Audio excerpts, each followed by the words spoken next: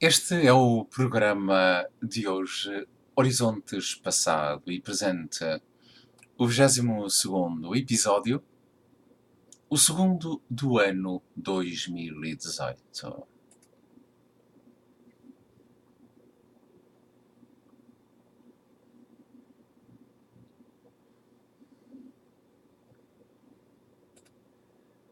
Hoje temos a história da ida à guerra de Avelino Paulo. E vamos de imediato a começar aqui a contar a história, porque é uma história longa e surpreendente e interessante. Assentei praça no RI10, em Aveiro, dia 25 de janeiro de 1971. No mesmo dia mandaram-me para o RI5, também em Aveiro, para o quartel das cavalariças. Lá tirei a minha recruta. E certo dia um graduado aproxima-se do meu pelotão e pergunta: a quem é que quer ir para corneteiro? Com medo, não reagi logo à primeira, porque poderia ser ir para varrer a parada. Mas, como insistiu, tomei a decisão que, se for para varrer a parada, lá terei que ir. E arrisquei. Então ofereci-me. Foi então que o graduado me mandou ir ter com o correnteiro que estava mais além, e eu lá fui todo contente, porque era aquela especialidade que eu queria. Cheguei ao pé do correnteiro e ele disse-me: vê se és capaz de tirar alguma nota. Eu pego na corneta e comecei a tocar. Tudo ficou admirado e passei logo no teste. Então, juramos bandeira, como era da praxe, e mandaram-me para a Amadora tirar a minha especialidade. Lá fui, teso que nem um carapau, sem um tostão no bolso. E quando lá cheguei, mandaram-me ir para casa passar o fim de semana. E pensei, então, como é que eu vou passar o fim de semana se cheguei aqui teso e ainda estou teso que nem um carapau? Perguntei ali a uns senhores que estavam a passar na rua frente ao quartel, não me lembro do nome da rua, qual era o caminho para Lisboa. Quiseram logo vir-me até trazer, mas com o medo com que eu estava, não o aceitei. E vim a pé, da Amadora para o Estádio da Luz. Ali eu já conhecia o caminho e pus-me à boleia.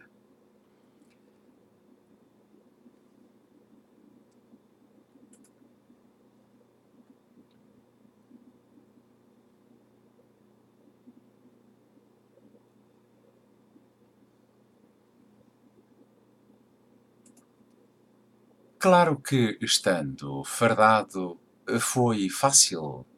Eh, Estava lá um bocado e passou um triciclo de 3 rodas e parou e perguntou-me para onde é que eu queria ir. E devem estar a ver 2 pessoas assentados no lugar de um só banco.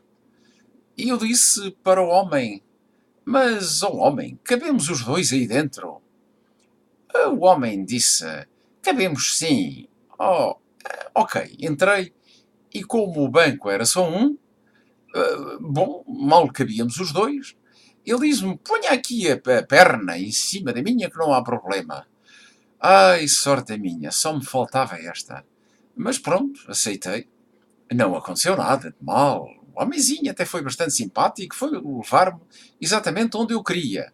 Foi de rir. Eu, sentado, meio em cima da perna do homem, E ele um pouco também de lado, e lá fomos e chegamos ao destino. Entretanto, na segunda-feira, apresentei-me e começou logo a instrução que éramos aí uns 50. Ao fim de tirar a minha especialidade, vieram as notas para cabo corneteiro.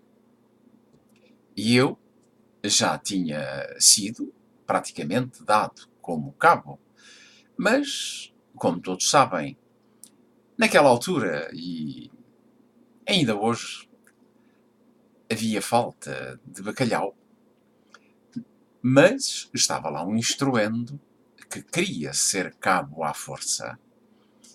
E o seu nome de batismo era Alferes, um nome curioso.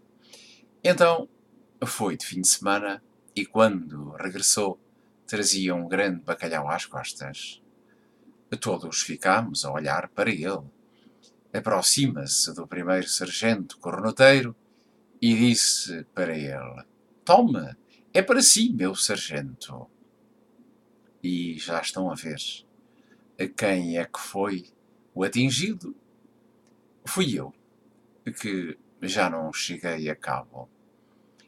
Eu, claro, com as notas, com as minhas notas que para passar a cabo, passaram as notas para ele. Ele que nem sabia tirar uma nota na corneta, e claro que fiquei triste. E pronto, eu segui para Mafra fazer o meu estágio e a ele nunca mais o vi. E estou aqui para contar esta minha história e as seguintes.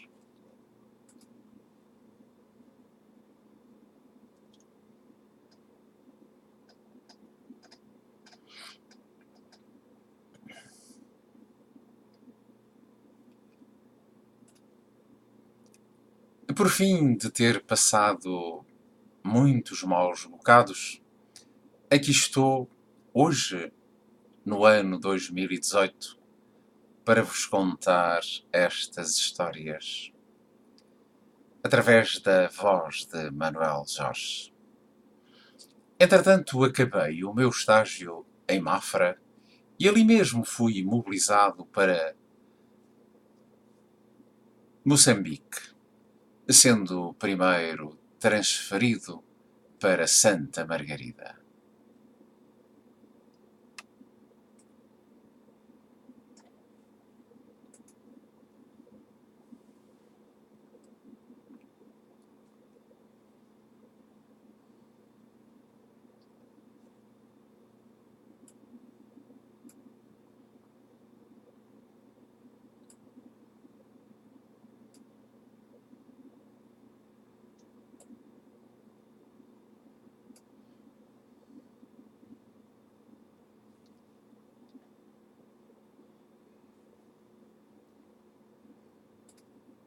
Pois é, e mesmo no dia 6 de outubro de 1971, embarquei no Niassa, um barco sem condições, juntamente com mais 2 batalhões, que mais parecia uma carrada de animais em cima uns dos outros. E o mar estava calmo. As águas do Tejo estavam límpidas e azuis. O sol escaldante e as gaivotas acompanhavam o navio. Os golfinhos no Tejo dando o espetáculo para nós, e nós lá íamos sem saber para onde.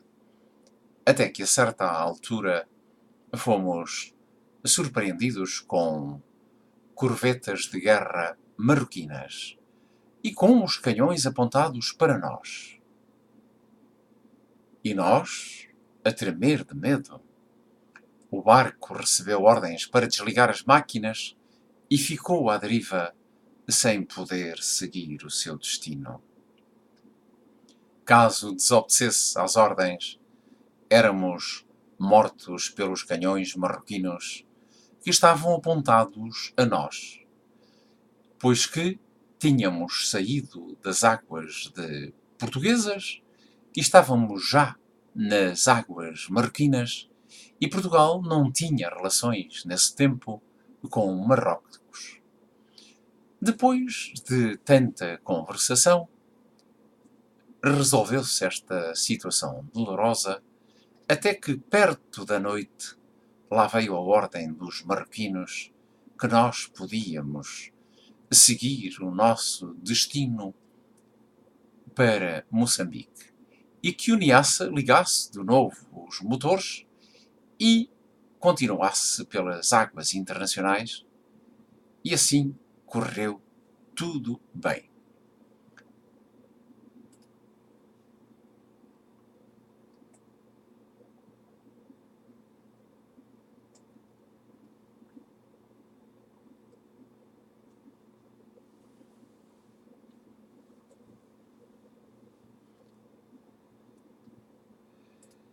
Na viagem lá para o dia 10 do mês de outubro, estávamos nós a preparar-nos para ver um filme, O Esplendor na Relva. E começámos a ver os furriéis a formar um cordão a meio do navio e disseram que ninguém podia passar dali para a frente.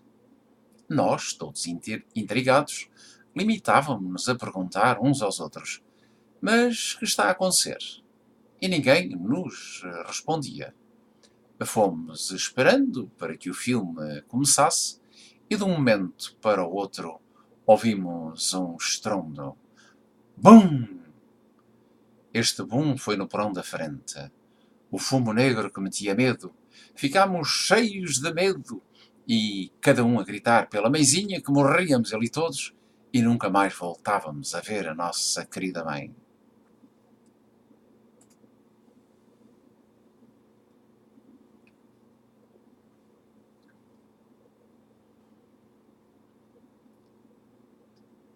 O Niassa se incendiou. No porão da frente. Ficámos aterrorizados. Foi um pandemónio.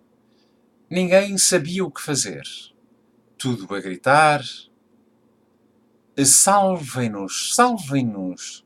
Mas nada de salvamento, pois, no alto mar, quem nos salvaria? Foi então que um dos comandantes falou através de um megafone dizendo: mantenham a calma, que vai ser entregue a todos um colete de salvação. Entregaram-nos foi um bocado de esferovite que dava direito a ir direitinho ao fundo do mar. E estavam lá os tubarões esfomeados à nossa espera.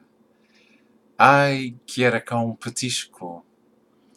Às ordens do primeiro apito, encostávamos todos aos varões do barco. Ao segundo apito, era para estarmos já encostados aos varões, e ao terceiro apito era para nos lançarmos ao mar.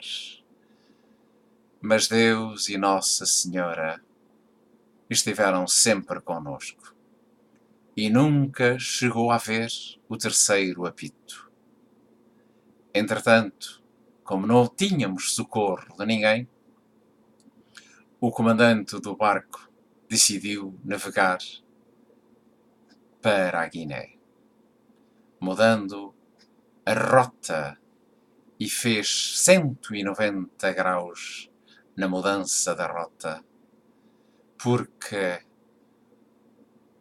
o material de guerra que ia no porão, que se trazia no barco, vira de repente, e o Niassa poderia ter ido ali mesmo ao fundo.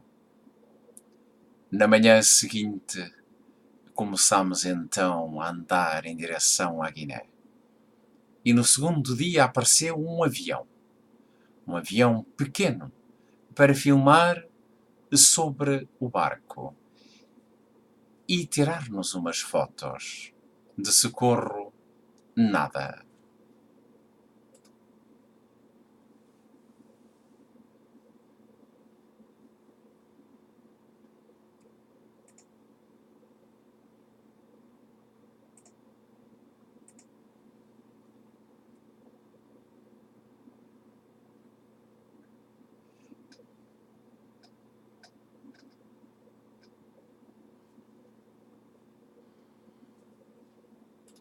Entretanto, passado algumas horas, apareceram duas corvetas da Marinha Portuguesa, uma de cada lado. Mas muito longe de nós, não fosse o barco explodir e eles fossem apanhados pela explosão. Mas voltando à noite fatídica, a tripulação deitou mangueiras ao mar e toca a meter a granel para o porão na tentativa de apagar o incêndio. Mas o ditado, naquela altura, já era velho. Diziam que água salgada não apagaria os fogos. E o fogo continuava lavrando. Foram metendo água, até o porão ficar meio, e aí o barco começou a tombar, ora para a esquerda, ora para a direita, conforme as ondas, e a nossa aflição era correr de um lado para o outro na tentativa de mantermos o barco direito. Mas não passou de uma ilusão, porque o mar tinha muito mais força do que nós todos juntos. E o dia lá continuou e nós à tona. Mas nem os comandantes tinham já autoridade para nos segurar. Desistimos desta loucura que era para nosso bem, diziam, para segurar o barco.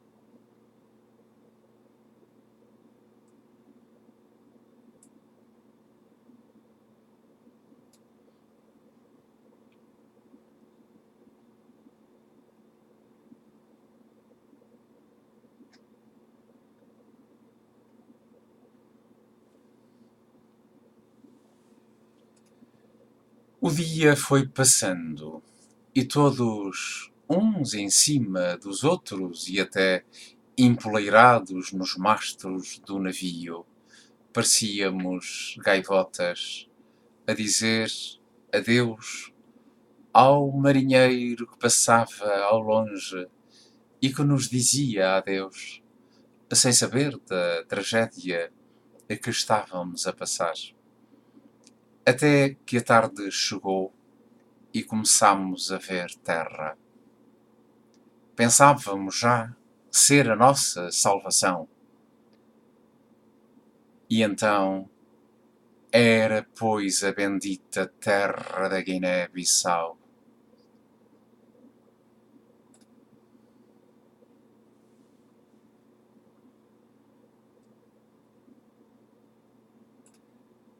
Não desejávamos com certeza lá ficar, mas sempre era melhor do que nos afundar.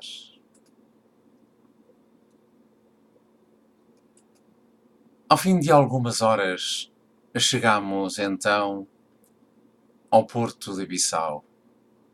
À nossa espera estavam milhares de militares que gritavam para nós: heróis, heróis! E nós gritávamos para eles: está aí alguém da minha terra? Claro, cada um dizia o nome da sua terra, mas a confusão e a distância era tanta que ninguém conseguia perceber o que dizia, nem de lá nem de cá. E nós só queríamos sair aquele barco. Para nós era mais um monte de lixo que nos ia matando a todos. 2 dias e uma noite em alto mar, no barco Niassa a arder, e só na Guiné-Bissau se apagou o incêndio.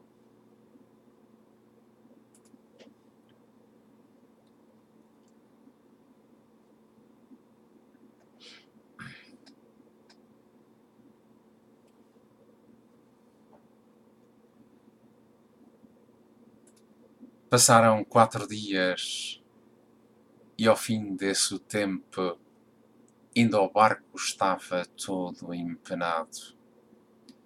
Foi então que o general António Spínola, governador da Guiné naquela altura, como noutras, mandou uma mensagem para os nossos comandantes a dizer que chegava ao porto de Bissau às 7 horas e queria conversar com os comandantes.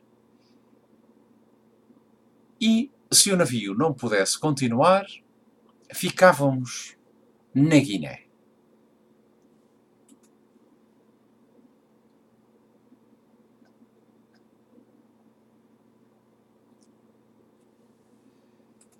Meu Deus, que sorte a nossa no fim daquele pesadelo que ainda hoje nos apoquenta. Agora queria aquele senhor meter-nos na Guiné. Para aqueles que não saibam, acrescenta aqui Manuel Jorge, que a Guiné foi uma das províncias ultramarinas mais difíceis de controlar a oposição guerrilheira da altura. E muitos destroçados vieram e muitos ficaram lá.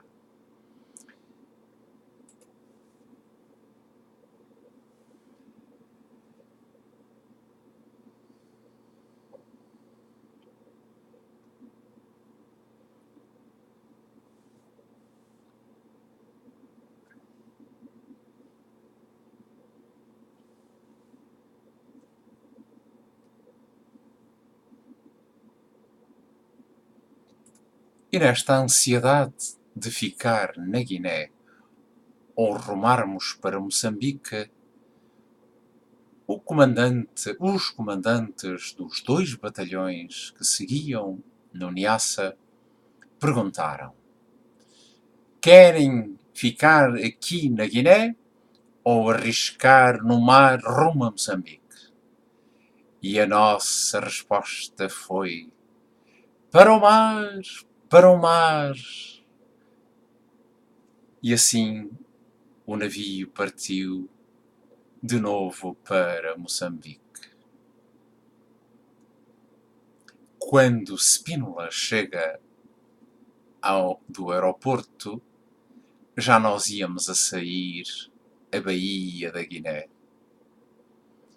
Depois desta triste história da viagem do Niassa para Moçambique, ainda tivemos que agarrar pelos pés um camarada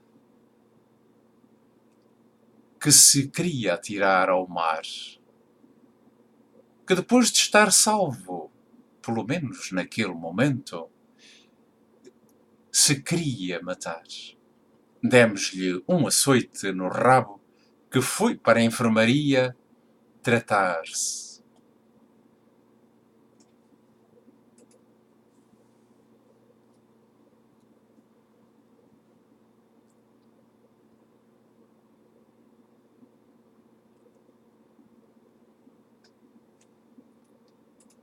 A chegada a Lourenço Marques, agora Maputo, aí pelo dia 30 de outubro, não me lembro bem, começámos-nos a aproximar da cidade mais linda do mundo. Eu nunca tinha visto outra assim. A água do mar era vermelha e todos admirados perguntávamos uns aos outros: o que será isto? A água do Mar Vermelha? Foi então que alguém da tripulação nos disse: isto que vocês veem na água é marisco e do bom. Bom, ficamos encantados por ver tal fenómeno que nunca tínhamos visto.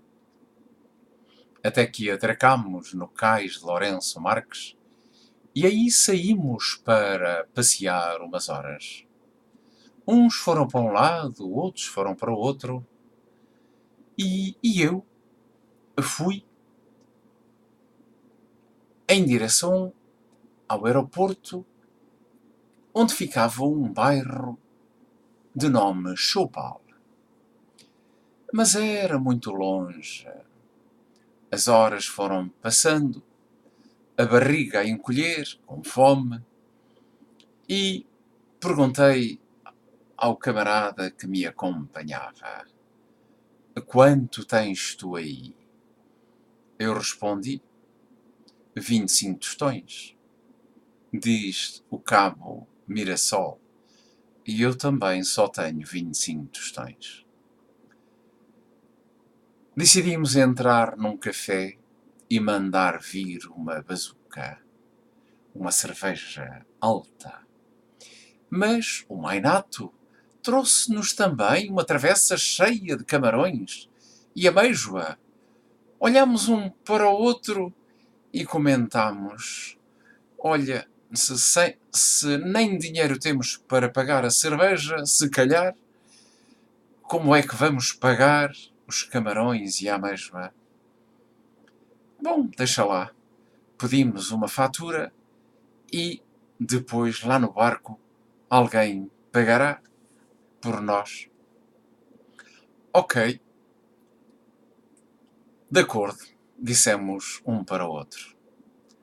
Mas, meus amigos, o piripiri naquelas ameijoas e naquele camarão, talvez para não pedirmos mais, era mato, quer dizer imenso.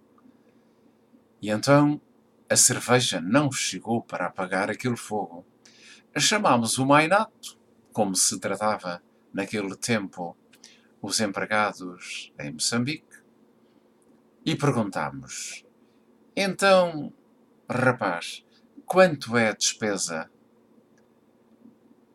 E ele disse: a despesa é X.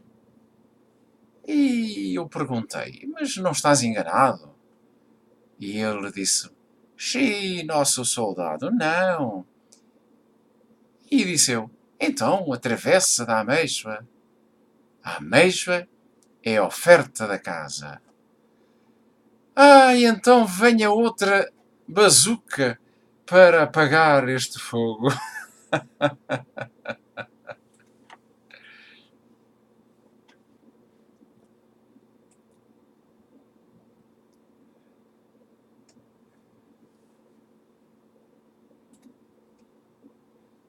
Bebemos então e continuamos no caminho em direção ao aeroporto. E quando chegámos ao fim da avenida, estava um quartel de militares de boina preta. Parámos e perguntámos: por favor, onde fica o bairro do Choupal? Diz um da boina preta: olhem, é mesmo ali, à esquerda. E lá fomos. Quando chegámos, claro, não sabia bem o número da porta, mas toquei a campainha e apareceu o Vítor, que me fez logo uma festa. E nisto apareceu a irmã, fingida, que também ficou mais ou menos contente. Mandou-nos entrar e nós todos contentes que nos iriam oferecer alguma coisa para o jantar. Mas não. Havia uma pessoa lá dentro que era a amiga do meu ex-sogro que não nos quis receber. E nisto aparece o Gil, o irmão, que nos disse que estava com paludismo, mas que esperássemos pelo pai que estava a chegar, pois ele tinha de se ir deitar. Tudo bem, e assim aconteceu. Esperámos que o pai chegasse e foi então que ele chegou a casa, já meio bêbado, e já tinha levado uma coça da amiga de que não queria ali ninguém. Então ele levou-nos para a cozinha para tomarmos um drink. Ora, rapazes, se eu e o meu colega íamos cheios de fome e estavam-nos a oferecer de bebida com o estômago vazio, nós queríamos era comer, não beber. Bom, a dada altura ele diz: agora vou-vos mostrar a maior cervejaria de Lourenço Marques. Bem, quando ouvi isto na boca dele, eu ia desmaiando. Mas fomos. Lá mandou vir mais uma imperial para cada um e bebemos, mas continuávamos com fome.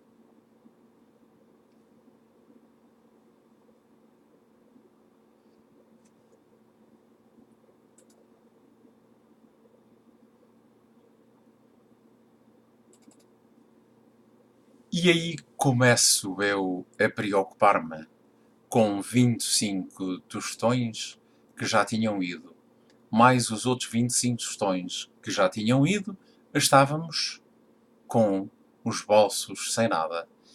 E perguntei-lhe: "Ah, eu posso pagar se tu quiseres?"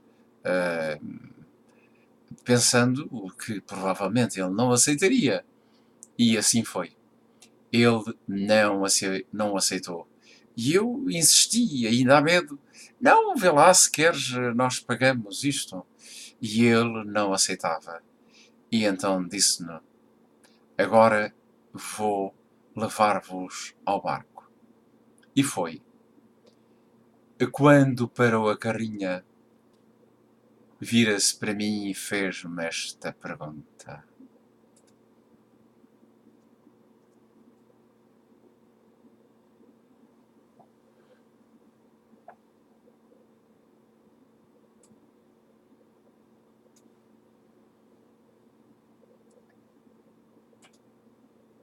olha lá, rapaz, mas tu andas com a minha filha é para brincares ou é a sério? Claro, que é a sério. Bom, mesmo que não fosse, eu não ia dizer que não era. E claro que disse, é sério. E então ele disse-me: então, a partir de hoje, tenho como filho e podes vir à minha casa quando quiseres e és sempre bem recebido. Pelo menos para beberes um copo aqui na companhia do teu futuro sogro. E eu a pensar cá para mim: nem que me cubres com ouro, pá. Nunca mais hei de visitar esta casa.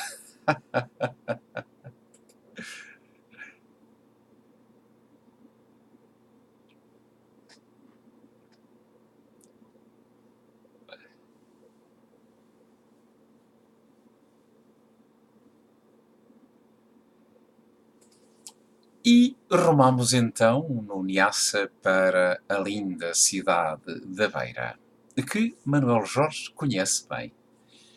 A cidade de Maputo não conheço porque não tive esse privilégio. E lá encontrei uma prima minha no aeroporto da Beira, onde festejei os meus 21 anos.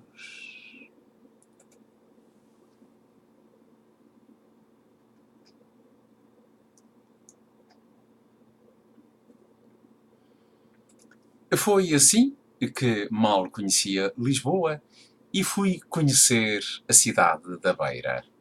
Estava teso que nem um carapau. No dia 5 de novembro fiz 21 anos e tive que ir ter com o primeiro sargento para lhe pedir 500 paus para festejar os meus anos. Convidei o cabo corneteiro e fomos para o Marisco e a bela Laurentina, da marca da cerveja. Chegou a noite, fomos dormir e chegou outro dia, onde me juntei com 3 camaradas da minha companhia e fomos cavaquear pela cidade. Perto da noite, lembrámos de ir fazer uma visita ao bairro da Manga. Ali tínhamos uns interesses a resolver lá. Uns interesses que não vamos explicar aqui. Mas vocês já estão a pensar. Tantos dias de barco, tantos dias que só tinha visto a minha prima, mas... Então fomos ao bairro da Manga e é que estávamos alheios ao perigo que nos esperava. Então um jovem negro sentado ali, ouvindo a nossa conversa e o nosso interesse, disse para nós: "Xi, nossos soldados, agora, esta hora, não. Lá está tudo maninho escuro. E os negros, meus irmãos, matam vocês. Só se eu for com vocês e eles já não vos fazem mal." Bom, tá bem, ok. Meti a mão ao bolso e pensei que depois ia dar uma gorjeta a este rapaz. Então nós aceitámos. E quando lá chegámos, na verdade, não conseguíamos ver nada, de tão escuro que estava. E o negro sempre connosco e fez-nos companhia. Viemos e demos uma gorjeta ao jovem e ele ficou mesmo muito contente.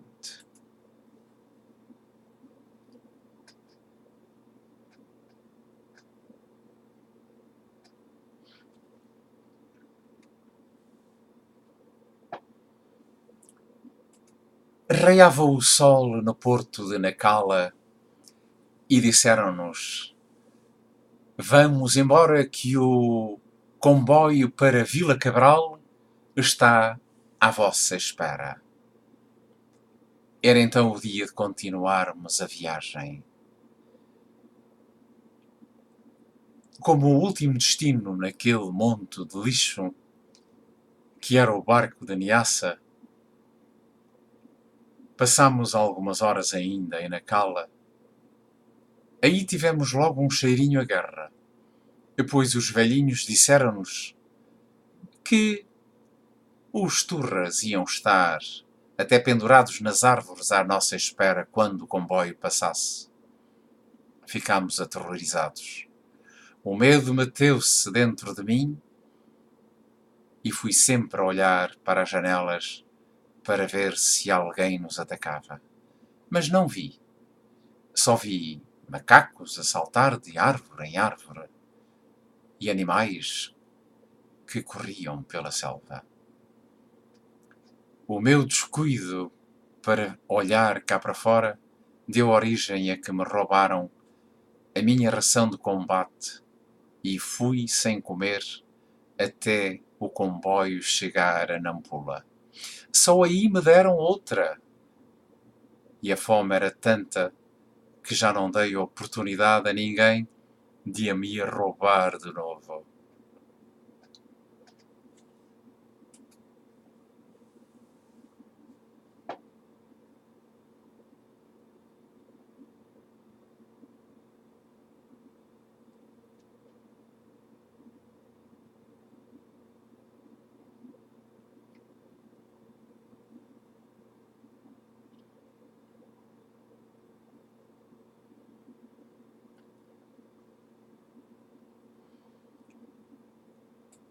Foi assim quando a manhã rebentou, morning has broken, que chegámos a Catur.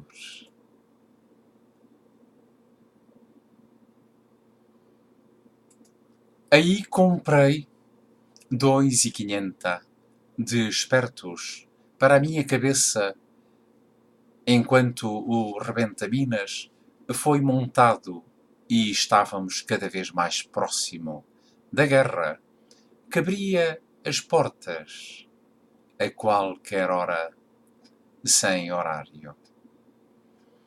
Continuamos a viagem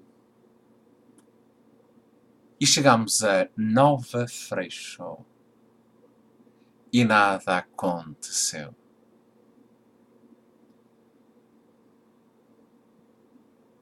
Vendo a linha em caracol e aí o comboio passou a andar a 10 à hora, o que era uma boa oportunidade para sermos atacados, como todos sabem, mas não. Nesse dia devia de haver alguma festa deles e não tiveram tempo para nos atacar. E lá fomos.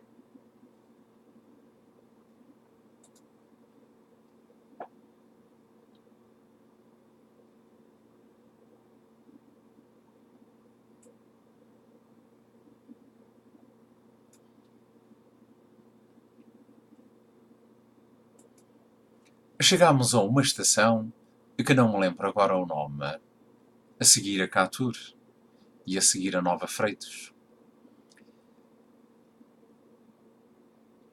Parámos e comecei a chamar por fardados. Ei, está aí alguém das Caldas da Rainha? E logo apareceu um que levantou a mão e disse-me: Eu, camarada, sou do casal da Marinha.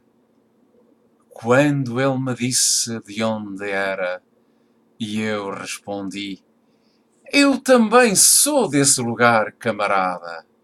E ali nos conhecemos e falamos. E nunca mais o vi.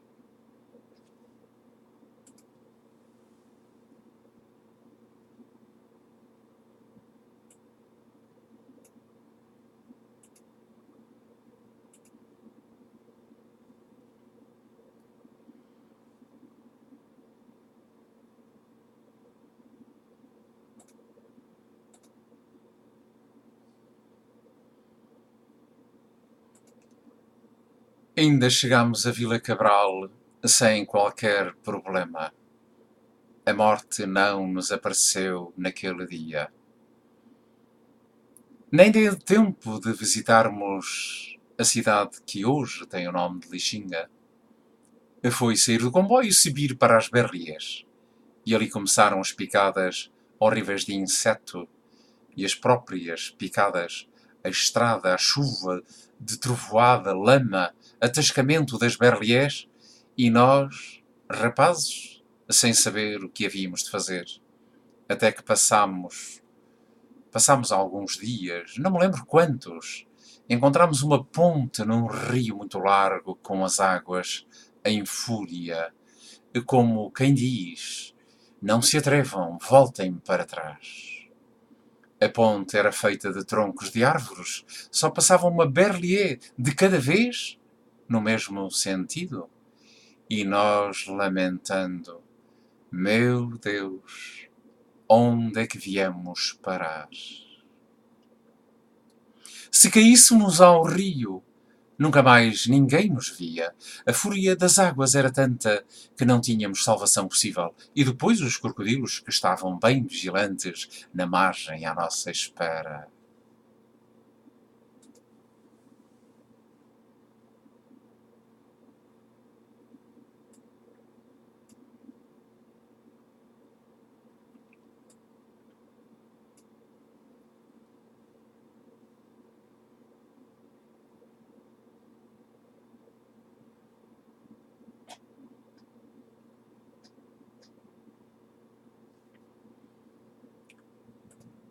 Mas Deus esteve sempre conosco. E lá passamos sem problemas. Fomos andando até que perto da noite encontramos um destacamento com alguns militares. Era o Luangwa. Aí pernoitamos. Era o dia 11 de novembro, dia de São Martinho. E tudo tão escuro, meu Deus. Começou a vir-me à memória que os meus amigos na metrópole estavam na festa das castanhas e da água-pé, e eu, sem saber onde estava com os meus camaradas.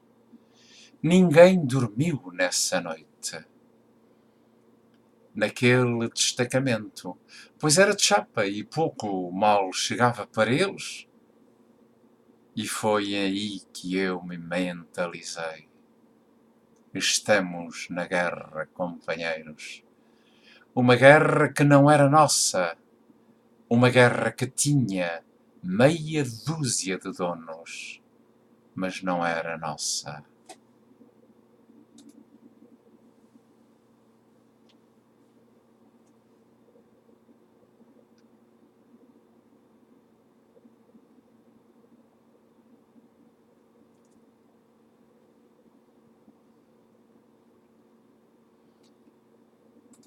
O nosso destino era Nova Viseu.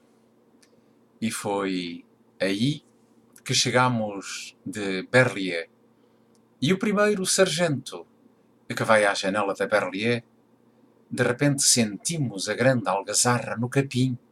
Eram os nossos velhinhos que nos quiseram surpreender.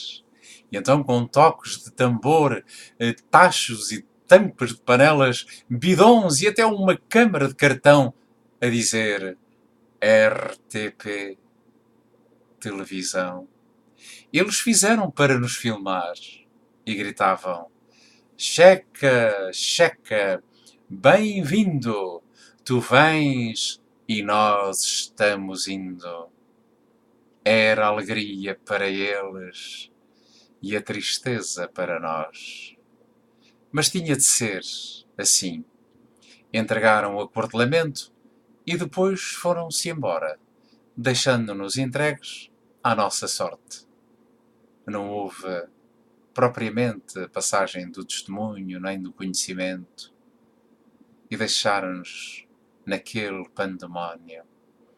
O meu grupo de combate foi o primeiro a ser destacado para o destacamento de Luatize. 2 meses no inferno dos infernos. No fim de 2 meses,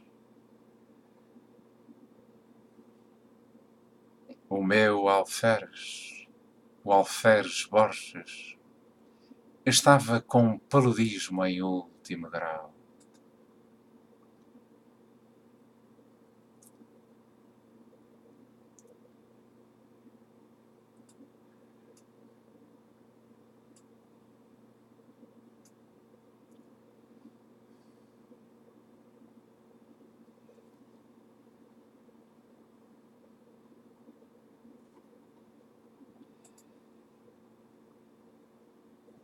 E então pedimos por 3 vezes para ser evacuado e por 3 vezes lhe foi negado.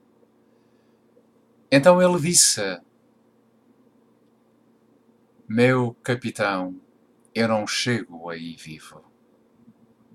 E não chegou mesmo.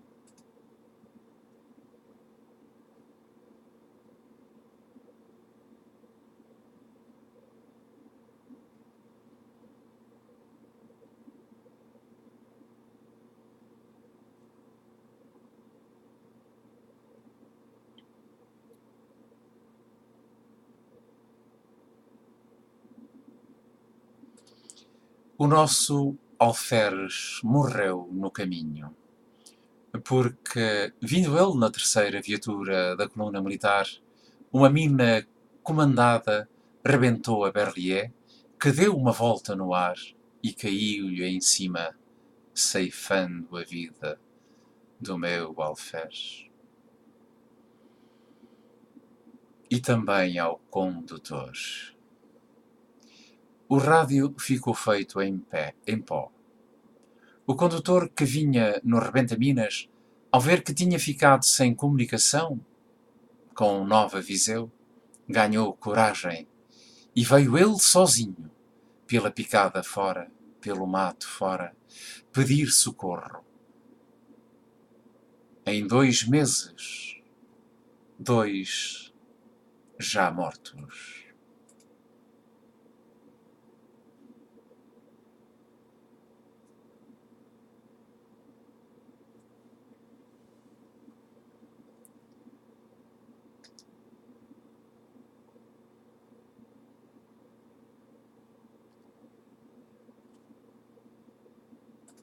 O tempo foi passando e as operações continuaram no mesmo sítio. E passado algum tempo foi a vez do Fernando Gomes e do enfermeiro que pisou uma mina antipessoal. Debaixo estava uma anticarro e BUM! Ali mesmo pereceram.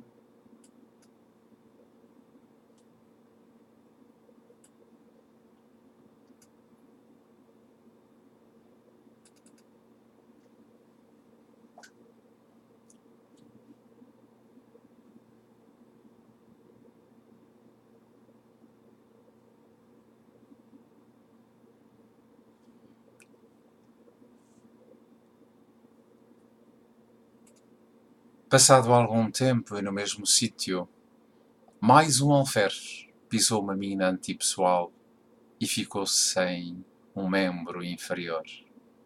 Foi evacuado para a metrópole e, ainda hoje, vem aos nossos almoços anuais. É o nosso tenente-coronel que vem sempre aos nossos almoços.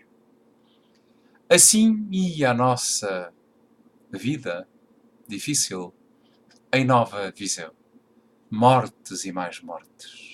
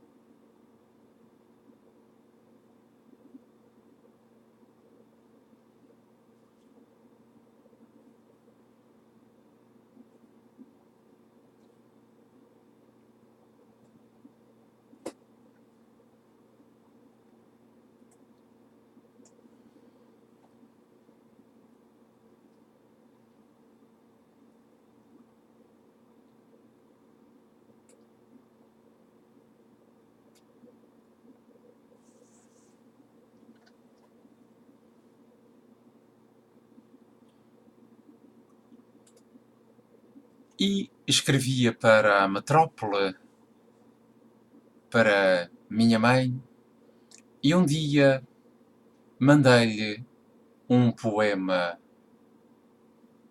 que Manuel Jorge vai aqui recitar, cantando esse poema, o poema que mandei para minha mãe. De Avelino Paulo, para ti, mãe.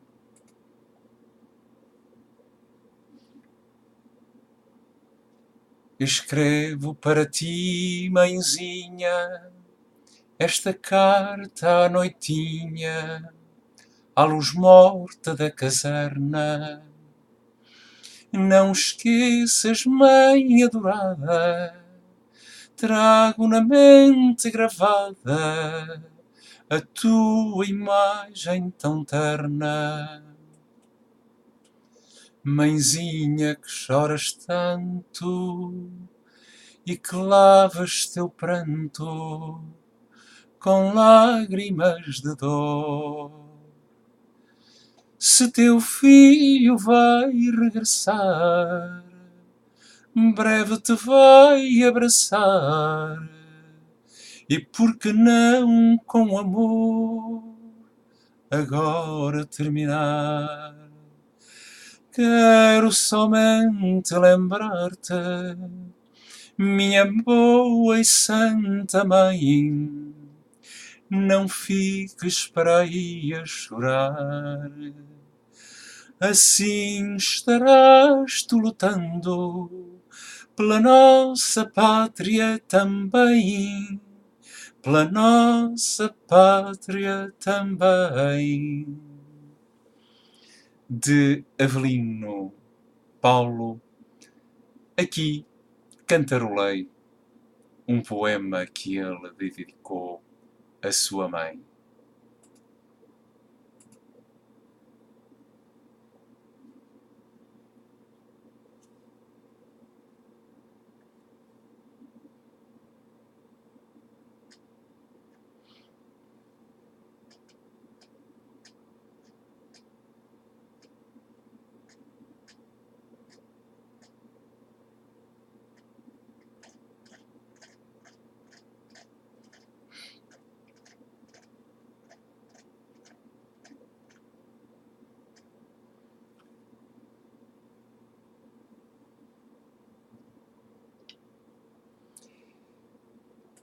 E assim terminamos hoje aqui o primeiro capítulo desta história de Avelino Paulo, a história da guerra. Em breve teremos, pois, o segundo capítulo desta história.